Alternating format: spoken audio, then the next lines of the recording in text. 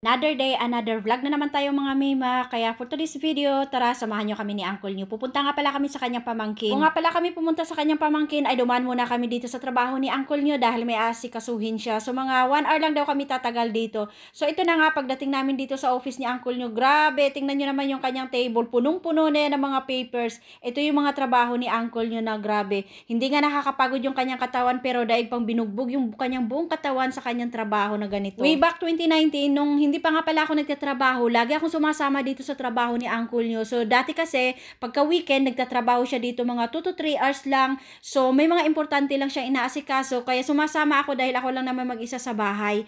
So, anyway, after nga ng 1 hour namin dito pagdaan sa kanyang trabaho, so, dito na kami sa kanyang pamangkin. Sa Australia, madalas talaga mga tao dito, ginagastusan nila yung kanilang pagga-garden sa likod ng bahay nila o di kaya sa harap. Hindi biro dito ang pagga-garden kasi napakamahal talaga ng mga halaman dito. So, ngayon, maglalagay sila ng kanilang Bermuda. Dati kasi yung parang ano lang, hindi ko alam, ibang halaman dito ang nasa harap nila.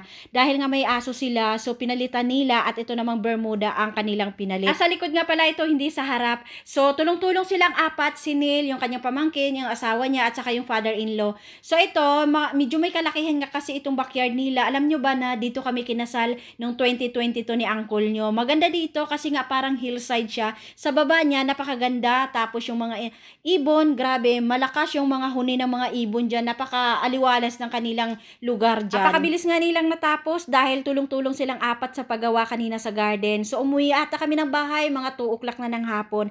Pagdating talaga ng hapon, grabe, natulog talaga ako kasi grabe ang sakit ng ulo ko. Nalipasan ako ng gutom kanina. Nalipasan kami ng kain. Kahit masama yung pakiramdam namin parehas kanina, ay pumunta kami ng grocery dahil nga bukas ay may pasok kami parehas. So, kung pasok niya kasi bukas ay umaga. Ako naman ay sa hapon, mga 1:30 pa ng hapon.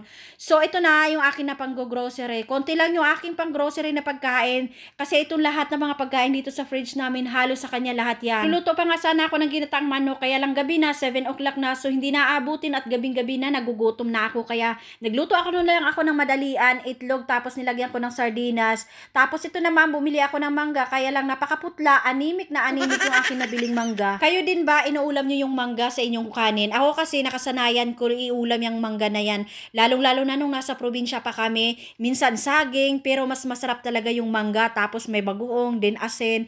So, ayan na, magdi-dinner na ako ng 7 o'clock na yan, 7:30, maliwanag pa, si Nel, nanonood pa siya ng TV, hindi pa daw siya nagugutom. Bahay, hindi ako manawawala ng makirel na sardinas, kasi pagka madalian lang naluto at wala akong maulam, ito yung aking inuulam. So, pinartneran ko nga ito ng baby cucumber na nabili ko sa Aldi. Napakasarap nga pala ito. Ngayon ko lang to natikman, kaya bumili ako niyan. Kasi Uncle nyo, tinawag na siya ng gutom, kaya nag-dinner siya ng 8:30 ng gabi.